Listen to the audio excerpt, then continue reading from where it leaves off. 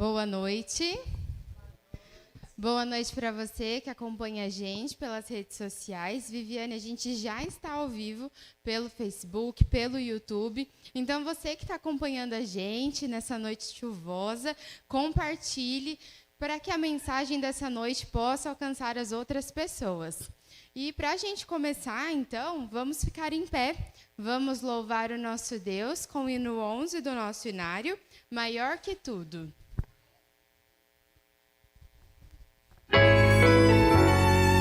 Vamos cantar com bastante entusiasmo, hein? Esse hino que é maravilhoso, lindo demais.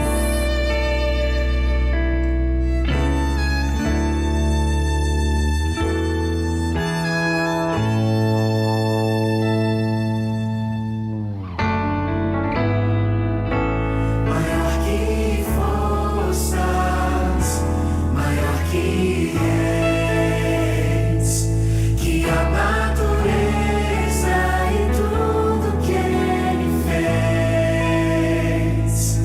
maior que coisas que o homem inventar. No princípio Deus estava lá, maior que reinos e posições, que as maravilhas de todas as nações, maior que bens e o ouro que existir. Seu amor não pode se medir. Mas na cruz, por amor de mim, morreu Jesus, sozinho até o fim. Mesmo assim, em humilhação, morrendo só, pensando em mim, foi maior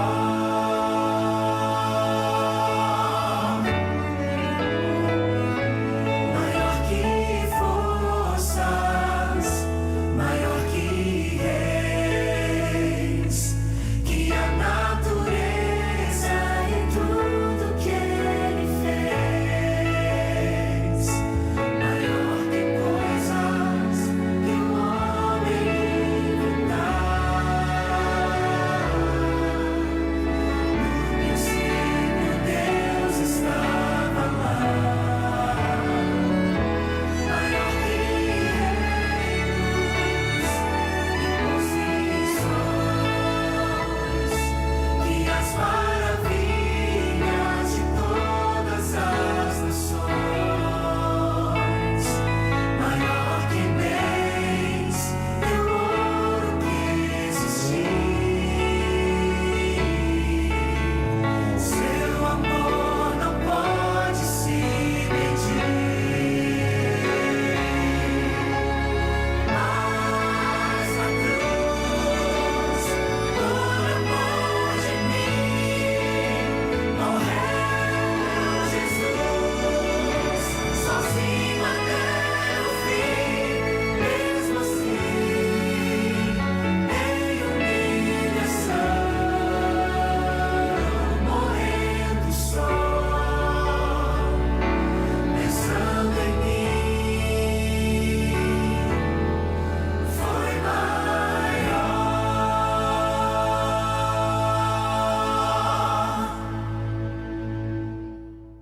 Aqueles que puderem, vamos colocar de joelhos, vamos falar com Deus.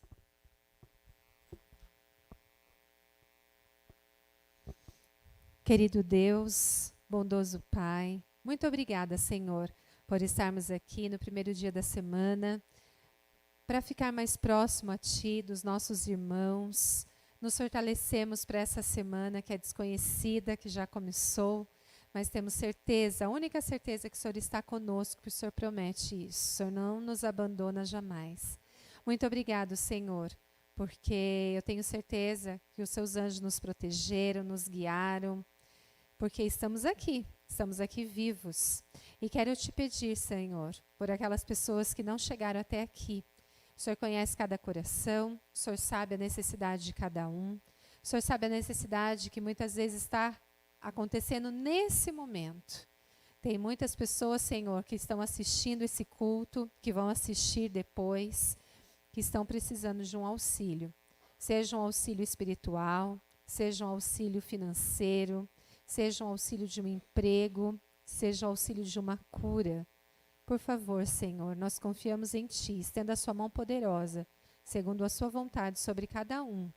E que o Senhor possa realizar grandes milagres no nosso meio. O Senhor é todo poderoso, que o seu Espírito Santo esteja sobre nós, sobre o pregador dessa noite. Abra no Senhor o nosso entendimento para o que for falado aqui. Nós sempre saímos diferentes de quando entramos. Ajude que não seja diferente nessa noite. Mas para isso, Senhor, nosso pensamento tem que estar aberto. Nós temos que estar ligados contigo, tirando qualquer preconceito, qualquer coisa diferente que possa fazer separação, que é o pecado. Por favor, Senhor, nesse momento eu quero pedir perdão pelos nossos pecados, para que nada atrapalhe uma ligação com o Senhor. Obrigado, Senhor, pela nossa família, pela nossa igreja. Continue conosco no decorrer agora do culto, em nome de Jesus. Amém. Amém, Senhor.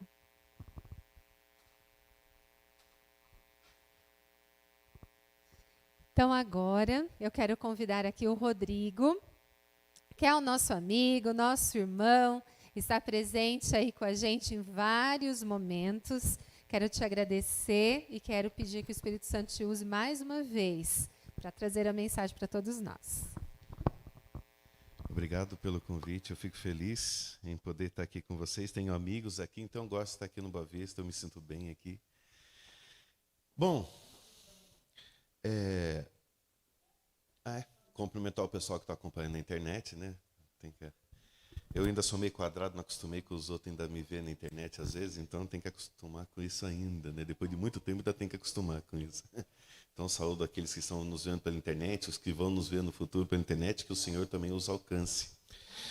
Bom, quem me conhece, já me viu pregando, sabe que eu gosto de aqueles sermões tipo professor, sabe? Que ensinar um conteúdo, tipo um estudo bíblico, mas hoje eu queria contar para vocês, não vai nem ser um sermão, vocês vão entender onde eu quero chegar. Eu quero contar uma coisa para vocês.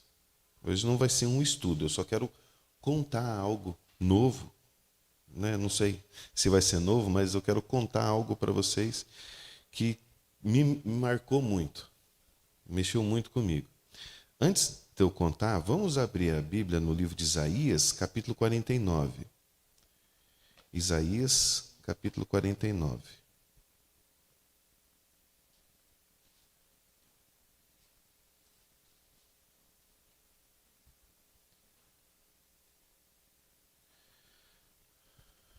Todos encontraram? Isaías 49. O versículo 16. Diz assim: Veja, eu gravei você nas palmas das minhas mãos. Seus muros estão sempre diante de mim. Por que eu comecei com esse versículo? É que assim, aqui fala sobre ter algo gravado nas palmas das mãos, né? Eu aprendi uma coisa no decorrer da vida que é assim: cicatriz conta uma história. Às vezes as pessoas ficam com vergonha de cicatriz, de alguma marca que tem, mas normalmente essa cicatriz, essa marca, ela conta uma história. Eu quero trazer alguns exemplos para vocês. É que não dá por conta da vestimenta, eu tenho duas marcas aqui nesse ombro, que era assim: minha irmã, ela estava construindo a casa dela lá no Vila Dirce, e o terreno dela é assim, sabe, bem inclinado assim, e ela fez um sobrado. Então, na descida do terreno assim, o segundo andar da casa dela ficou realmente muito alto. E eles estavam fazendo a parte de cima, eu lembro que tinha umas tábuas pregadas embaixo assim, no segundo andar. Estava pregado assim, e eu era pequeno, lá bobão, olhando assim para cima, e vendo eles construindo as coisas, né? Aí uma das tábuas desprega dela. Ela desprega e vira e me acerta o ombro. Só que nessa tábua tinham 2 pregos que eles viraram para baixo assim, passou aqui, ó, rente a minha orelha e pegou no meu ombro. Então eu tenho dois furos aqui no ombro, que por um pouquinho, se não pega na cabeça, imagina o estrago que não ia fazer. Então eu já imagino que Deus me livrou. E eu tenho uma história para contar. Deus me livrou e essa cicatriz no meu ombro conta essa história. De que Deus, né? Sei lá o que poderia ter acontecido, tomar com o prego na cabeça. Né? Eu tinha acho que eu tinha uns 8, 9 anos. Né? Tem uma outra história também. A maioria conhece minha esposa, né, a Linda. Eu não sei se vocês separaram, ela tem uma cicatriz bem aqui assim na mão. Aqui. O que ela estava fazendo? Arte. Ela estava cortando mangueira para fazer alguma coisa. E ela estava grávida do Vitor, se eu não me engano. Imagina uma mulher grávida, com a faca na mão, cortando mangueira. Cortando, pá. Acertou a mão. É na mão esquerda, se eu não estou enganado. Na mão esquerda. E alguém já machucou aqui, da mão? Já. Sangra horrores, e dói muito, mas sangra horrores. Por tudo que é pelinha, assim, parece que jorra sangue de todo lado. E encharcou de sangue, saiu sangue. E, olha, imagina assim, ela estava grávida já, barrigudona. Ela pega lá, bota um pano na mão e o sangue marcando a mão dela, marcando o pano. Ela bota a mão em cima da barriga e corre para o UPA. Aí ela chegou no UPA, imagina como que não estava a situação da barriga dela. Cheia de sangue. Ela chega no UPA, eu preciso passar, eu me cortei. Imagina, o que as pessoas que estavam enxergando não imaginaram na hora? Deu um horror no pessoal. Nossa, ela machucou a barriga, ela está grávida, já bota ela na cadeira de roda, leva ela para dentro, faz aquele negócio. Ela, não, calma, é na mão. Imagina, né? Toda cheia de sangue e o machucado era na mão. Ela tem uma história para contar, né? Então a gente tem algumas também. Então até isso que eu ia ver. Todo mundo tem uma história, né, para contar de cicatriz. Né? Então as marcas que a cicatriz deixa na gente não é ruim, né? Eu quero contar uma outra também. Essa já me deixou um pouquinho com mais de medo. O ano passado, no mês de agosto do ano passado, a Linda foi fazer uma cirurgia. Ela tinha, graças a Deus, hérnia de hiato. Não sei se vocês sabem o que é hérnia de hiato.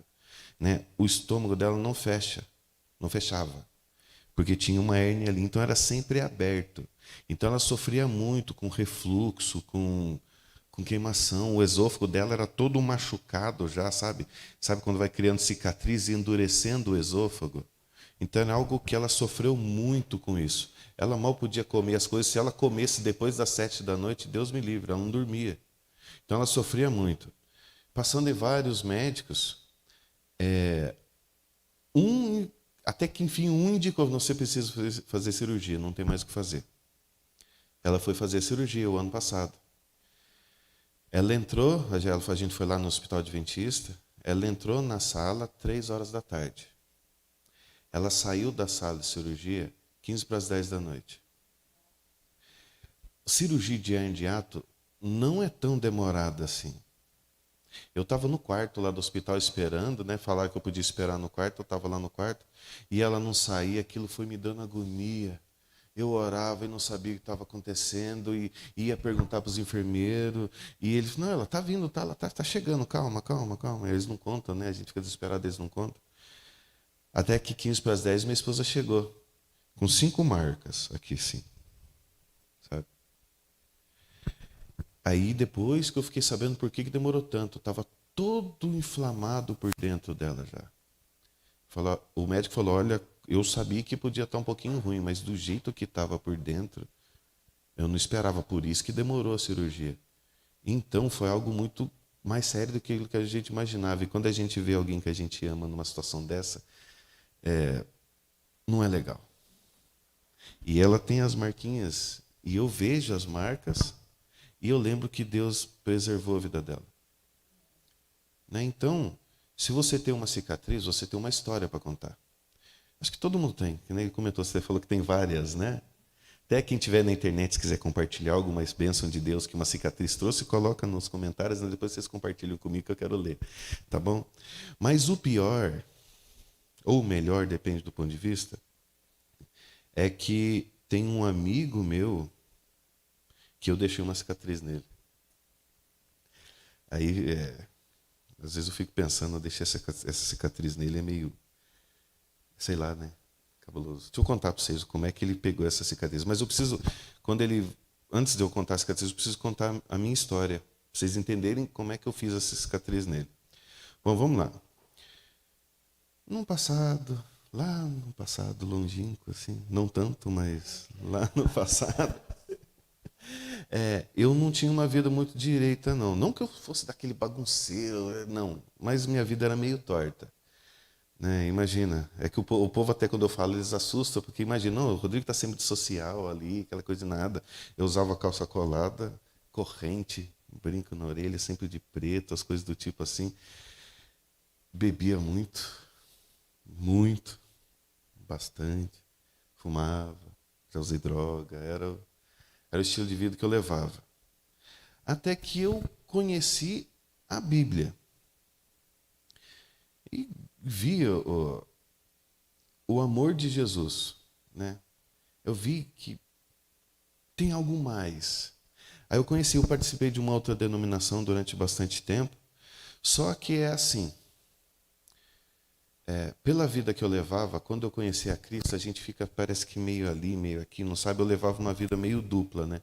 Na igreja eu participava de tudo e fora da igreja eu continuo participando de tudo também.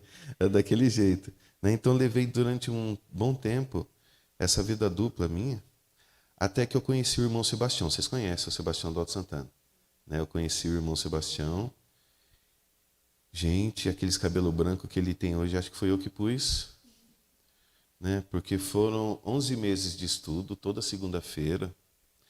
Ia das 7 da noite até as 11, 10h30, 11 horas. Toda segunda-feira. E eu não engolia as coisas que ele falava, porque não é possível um negócio desse.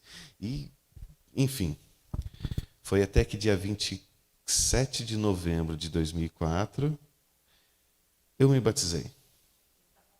Você estava lá? Sério, você estava lá? Eu não lembro. Você foi? Eu não lembro direito das pessoas que estavam, porque eu estava tão assim, ó, pilhado da cabeça. Que bom, fico feliz em saber. Lembra? Amém.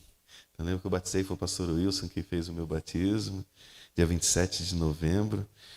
Foi, assim, sabe, quando vira a chave na vida, foi quando eu me batizei, virou minha chave. Aí eu vi um pouco a seriedade das coisas. Aí, corre a vida, eu já estava, tipo, meus 26, 27 anos, solteiro, falei, vou ficar para tio, né? Imagina, estou ficando velho, nenhuma mulher me quer, eu não quero ficar velho, pelo amor de Deus, eu quero ter uma companheira. E eu lembro que eu pedi isso a Deus, Senhor, eu quero uma companheira. Aí eu fiz uma exigência para Deus. Quando eu conto isso, minha esposa quase morre. Fiz uma exigência. Primeiro, ela tem que ser bonita. Né? Ela tem que ser bonita, ela tem que saber cantar, porque na época eu cantava muito, hoje eu estou mais devagar, mas na época eu cantava muito, e ela tem que orar por mim. É interessante essa questão de orar por mim, vocês vão entender. Aí eu fiz essa oração e passou-se um tempo. Num dia, eu estava... Se eu for para o lado, a câmera não perde não, né? Então tá. Num dia, eu trabalhava no Correio na época. Aí era uma quarta-feira, o serviço foi muito puxado, não ia dar tempo de eu chegar no Alto Santana. Falei, então eu vou parar. Que na época eu frequentava o Alto Santana. Falei, eu vou parar na Central. Aí eu cheguei na Central, imagina, um carteiro, depois do dia de serviço, tudo suado, descabelado, eu tirei o boné, assim, usava o boné para entrar na igreja. E eu fui o primeiro a chegar na igreja, eu sentei lá sozinho, todo descabelado, sentei, falei, eu vou esperar o culto começar. Aí, a Linda entrou lá no fundo, ela sumiu, voltou. Ela chegou tipo uns 3, 4 minutos depois de mim. Ela olhou, viu dentro da igreja, só me viu lá dentro da igreja. Ela desceu rindo. Rindo de verdade. Falei, "Ih, já ficou doido? O que aconteceu? Está descendo rindo." Ela falou, eu fiz uma oração para Deus, mas eu acho que Deus não atendeu. Eu falei, que oração que você fez? "Ah, é que eu não quis ir no Alto Santana, eu quis vir aqui na Central e eu pedi para Deus que a pessoa que eu visse aqui, que fosse meu marido." Mas eu acho que Deus não atendeu, porque eu sei que está aqui. Se lascou que a gente está casado faz 14 anos. Né? Então, por isso que eu achei engraçado, porque o fato de eu pedir que alguém que orasse por mim, ela realmente estava orando. Né? Aí a gente se casou, dia 21 de setembro de 2008. E, enfim, foi uma outra virada de chave na minha vida. Eu digo hoje que a minha real conversão foi quando eu me casei. Porque eu vi de forma diferente a vida, como é que Deus nos enxerga. Vocês conhecem minha história, não é nenhum segredo, vocês sabem que os meus meninos não são meus biológicos, mas eu peguei desde pequenininho ali para criar, e eu vi como que Deus nos enxerga, o amor e o cuidado que Deus nos enxerga. E isso aí parece que, aí que não, realmente eu preciso tomar uma decisão. Eu preciso realmente ser de Cristo. Foi aí que eu passei a me dedicar mais às coisas de Deus, a pregar, a cantar, a estudar a Bíblia, a dar estudos bíblicos. Aí eu comecei a participar da liderança da igreja, porque não, agora eu preciso. E eu tinha também um sonho. Eu tinha um sonho assim. Por causa dessa nova visão que eu tive, Senhor, eu quero trabalhar para Ti. Eu quero ser seu servo, trabalhar na obra. Eu pedi para Deus trabalhar na obra. Eu lembro que era, depois que a gente casou, casamos em 2008, 2009 eu fiquei desempregado. Aí acho que essa história eu lembro que eu já contei aqui. Eu passei 3 anos desempregado e eu orava a Deus, a situação foi muito difícil. Até que, respondendo a minha oração, Deus me colocou para trabalhar no Colégio Adventista. E do Colégio Adventista eu fui para a associação no setor de recuperação de crédito e hoje eu trabalho na tesouraria. Então Deus ouviu a minha oração. Desde o início. Tá, mas o que isso tem a ver com o meu amigo que tem a cicatriz? O meu amigo que me trouxe até aqui. Eu estou gravado nas mãos de Jesus. Pela vida que eu tinha, da onde eu saí, vocês não imaginariam que eu estaria aqui hoje. Pela vida que eu levava, pela forma que eu pensava, a minha visão de Deus, a minha visão de mundo. Vocês já ouviram falar de panteísmo? Era assim que eu comecei a enxergar as coisas lá no passado. Ah, não, Deus está em todas as coisas. E era assim, da onde Deus me tirou, para Deus me trazer aqui hoje. Gente, eu falo porque eu estou gravado na mão de Jesus porque eu era uma pessoa completamente diferente. Ainda tem muito que melhorar, mas Deus foi virando a minha vida. E, olha só, para vocês terem uma ideia. Quando eu estava na oitava série, isso, mais ou menos na oitava série, a gente tinha que apresentar um trabalho na frente da sala. Aí eu peguei o caderno, assim, e o caderno caiu no chão, que eu não conseguia segurar ele de tanto que eu tremia. Eu ganhei o apelido de terremoto por causa disso. De tão nervoso que eu estava de ter pessoas olhando para mim, de eu estar na frente. E hoje eu estou aqui falando. Aquilo era... Você sabe que um dos maiores medos do ser humano é estar em público. Né? O maior medo é estar em público, a morte e de palhaço. Agora não sei porquê, mas eu vi a pesquisa. Né? O maior medo do ser humano é estar em público. E eu tinha realmente horror de estar na frente, alguém me vendo. Não conseguia. Quando eu vim para a igreja, era assim que eu me sentia. Botar eu para pregar, nem sonho. E hoje eu estou aqui. Não é por mérito meu. É por Jesus. Porque eu estou gravado na palma da mão dele. E agora tem uma coisa que foi uma outra virada. Antes de eu contar essa outra virada, eu quero ler com vocês. Ler não, vocês vão saber de cor. João 3,16. O que está escrito lá em João 3,16?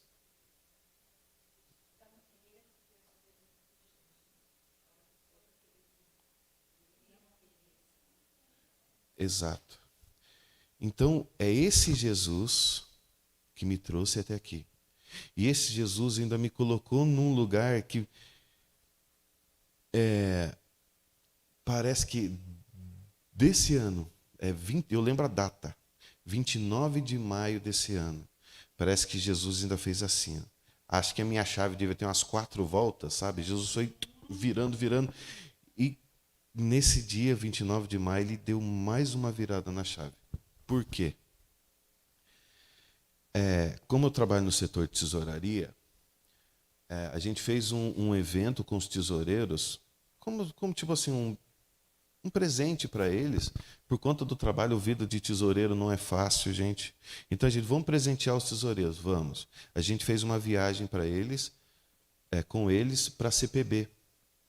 Não sei se vocês lembram, não sei, eu não lembro se a Arlete vai fugir o nome. Se ela foi, eu não lembro, porque foram 150 tesoureiros. Encheu acho que 5 ônibus, alguma coisa assim. Eu não lembro se ela foi. Mas foi aquele monte de tesoureiro lá para a CPB. Aí, quando a gente chegou na CPB, antes da gente conhecê-la por dentro, a gente entrou no auditório. O auditório dela é lindo, não sei se já viram pela internet. O auditório da CPB é a coisa mais linda. Tem uma televisão, uma tela assim gigante lá. Nossa, que lugar bonito. Aí passou os líderes da CPB falando dos projetos, de como era a CPB. Até que o diretor lá, o pastor diretor da CPB, apresentou um projeto. Esse eu quero mostrar para vocês. Acho que vocês já viram, mas eu vou mostrar assim mesmo. Vocês já viram essa versão aqui? Vocês já viram essa versão do Grande Conflito? Vocês nunca tinham visto? Não, nunca tinham visto? Esse aqui, ó, ele é um livro, é o Grande Conflito. A gente conhece o Grande Conflito. Mas ele está numa linguagem mais atual. Nosso meu está até judiadinho já. Ele está numa linguagem mais atual, muito mais fácil de ler. A gente fez o culto em casa com ele durante um tempo muito bom, né? Gente, o pastor começou a contar. Vocês sabem quantos desse aqui, do Grande Conflito, foram impressos pela Casa Publicadora nos 100 anos que ela existe? Até hoje? Vocês sabem? Não faz ideia. Olha só. Desde quando a CPB existe até hoje, foram impressos 8 milhões de Grande Conflito. 8 milhões é bastante, né? Esse livro vai ser o livro missionário do ano que vem. Sabe o Esperancinha, o Último Convite? Então, vai ser esse aqui que vai ser. Sabe quanto ele vai sair para a igreja ou para o membro que comprar? Chuta aí. Ele vai sair a 1,50. 1,50. E não é um livro fininho que nem o Último Convite. Ele é um livro, o Grande Conflito, completo. Numa linguagem atual e que, gente, está impressionante. A gente sabe que a leitura do Grande Conflito às vezes fica meio pesado por causa da linguagem. Aqui não. Mudaram muito a linguagem. Sabe quanto eles vão distribuir desse livro o ano que vem e no próximo?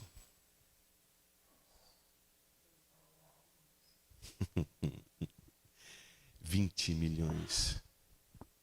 Quando o pastor falou, nós vamos distribuir durante 2 anos o Grande Conflito e vamos imprimir 20 milhões para distribuir. Quando ele falou aquilo, chegou a me arrepiar o cabelo das costas, sabe?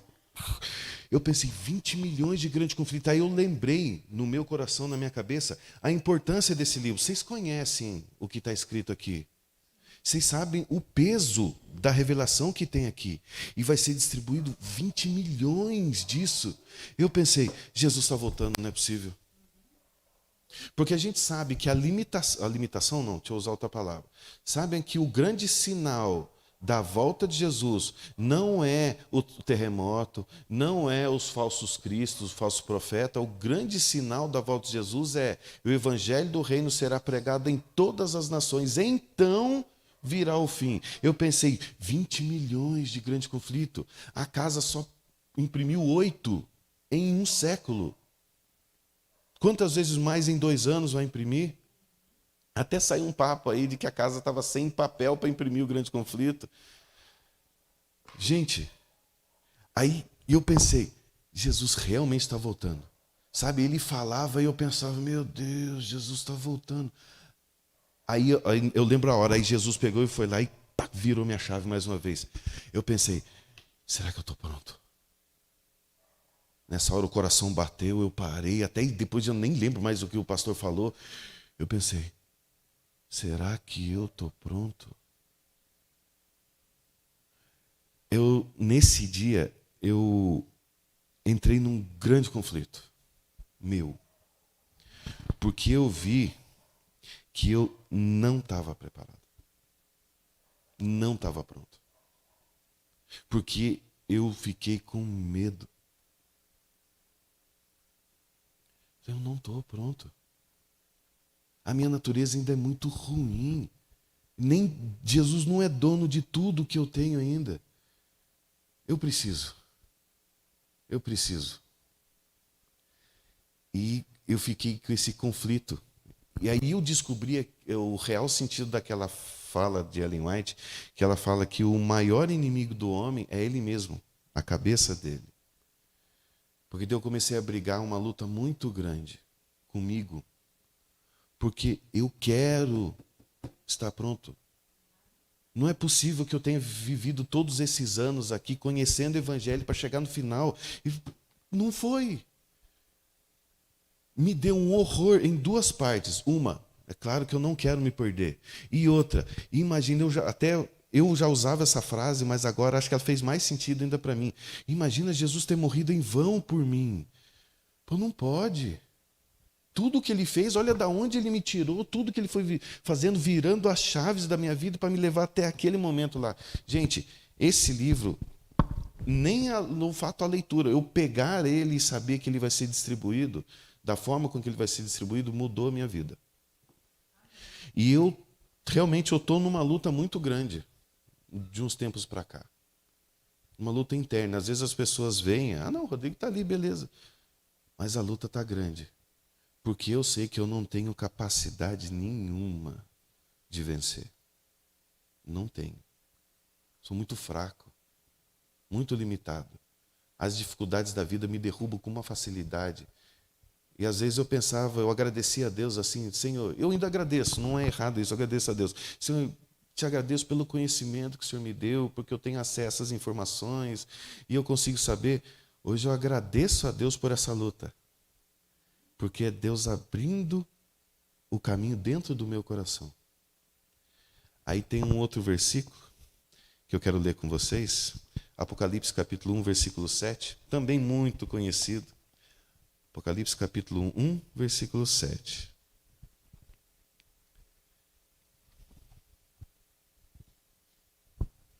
Vocês acharam?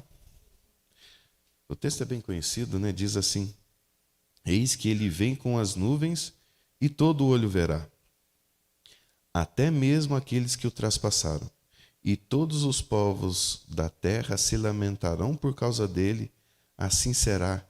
Amém. Aí eu penso, eu vou ver Jesus voltando. Se eu estiver vivo até lá, né? Mas de qualquer forma a gente vai ressuscitar. Vamos ver Jesus voltar. Mas aí a pergunta que eu faço para mim, eu estou pronto para ver Jesus voltar?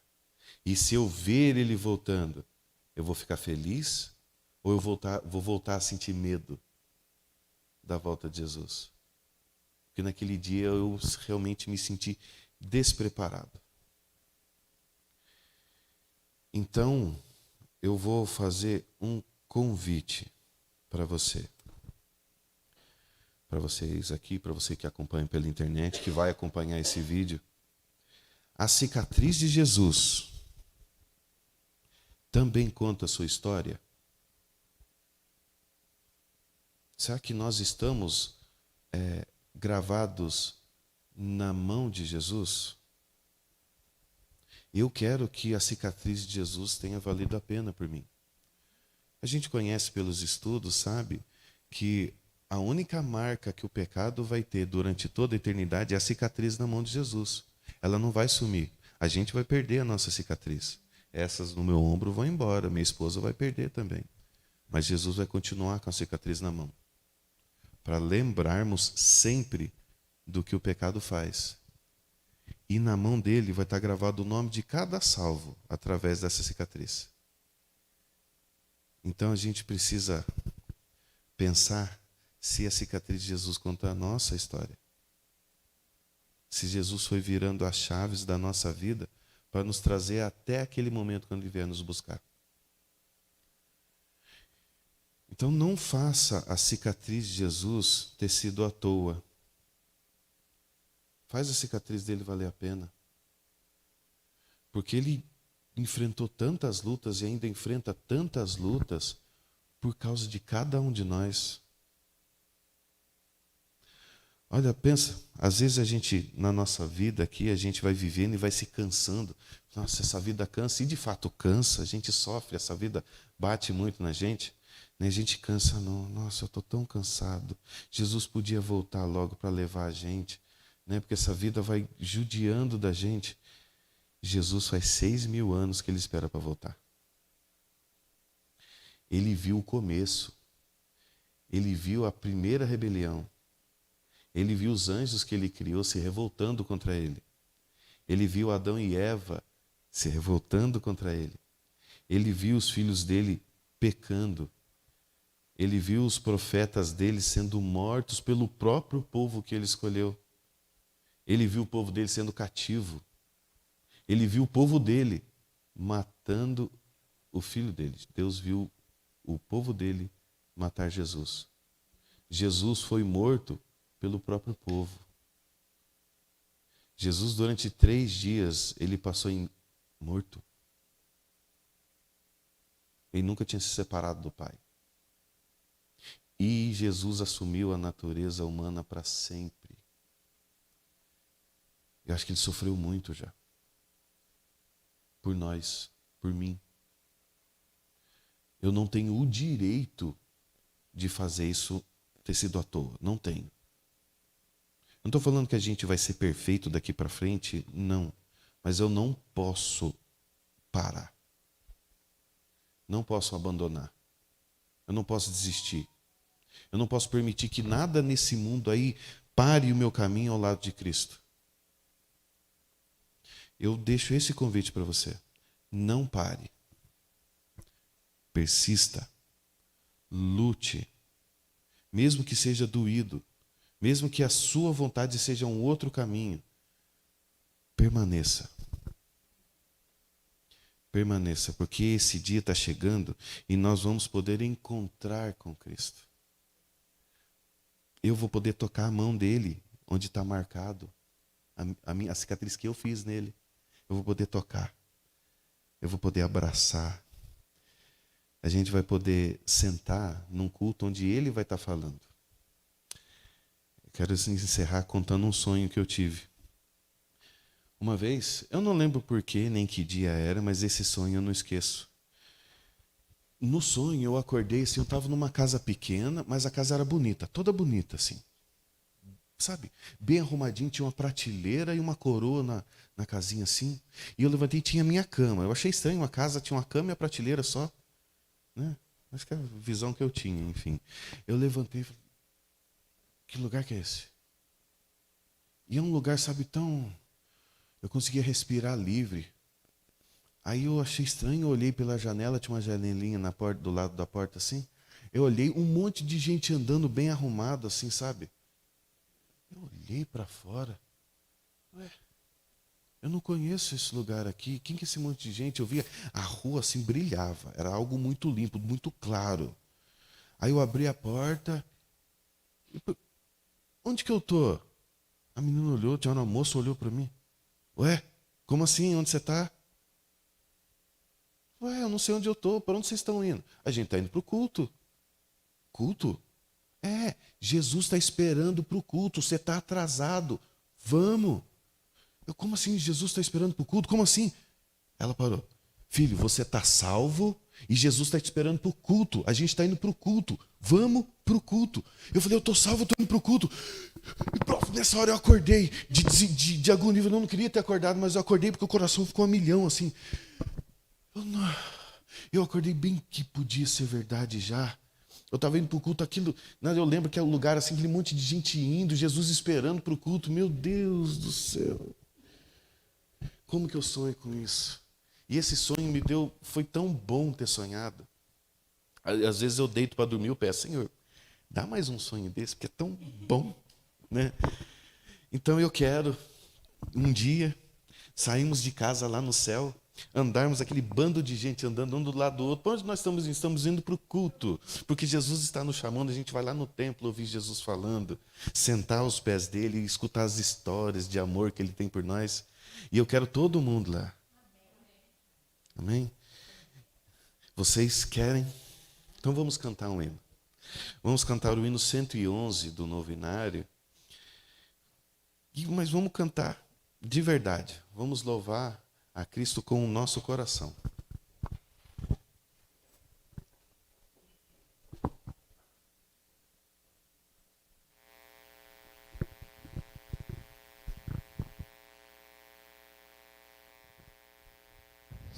Vamos ficar em pé?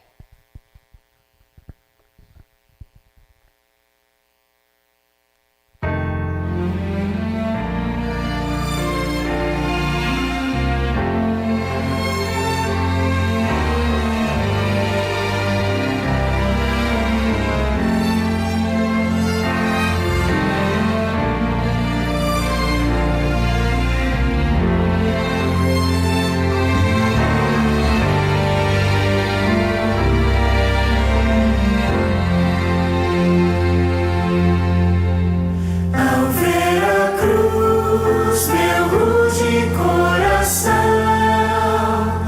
fica em silêncio ante tanto horror. Eu vejo os pregos sobre suas mãos e como a sós morreu por ter me amor. Vejo o Calvário, o monte tão cruel. Ali Jesus pregado foi na cruz. Vejo o Calvário, o monte do amor. A minha culpa ali Jesus pagou. Aos olhos vêm as cenas tão cruéis e humildemente eu penso em seu amor. Então minha alma imunda contrição, eterna graça rende ao Salvador. Vejo o Calvário, o monte tão cruel. Ali Jesus pregado foi na cruz. Vejo o Calvário, o monte do amor. A minha culpa ali Jesus pagou. Amém. Vamos falar com Deus? Senhor Deus, bom Pai, te damos graças pelo seu infinito amor por nós. Te agradecemos também porque o Senhor estendeu a todos nós a salvação. Nós reconhecemos as nossas falhas, a nossa pequenez diante de tudo isso, mas sabemos que o Senhor é um Deus poderoso, um Deus que nos ama, um Deus que nos quer junto de Ti para sempre. Então nos ajuda, Pai. Firme os nossos passos, direcione o nosso caminho, nos prepare para que possamos estar prontos quando o Senhor voltar para nos buscar. Direcione também a sua igreja para que possa proclamar o evangelho da salvação às pessoas. Em especial aqui a igreja do Boa Vista, que seja um marco da salvação para as pessoas que moram aqui ao redor. E que o coração de cada membro aqui possa estar ligado ao teu. Peço também que o Senhor derrame sobre a tua igreja de forma geral como o Espírito Santo como chuva, para que possamos ter o poder para essa pregação. E peço agora que o Senhor nos leve em segurança aos nossos lares, abençoe também aqueles que nos assistem pela internet, que o Senhor os proteja e os guarde também onde eles estão. Isso te pedimos e já agradecemos porque confiamos em Ti, em nome de Jesus. Amém.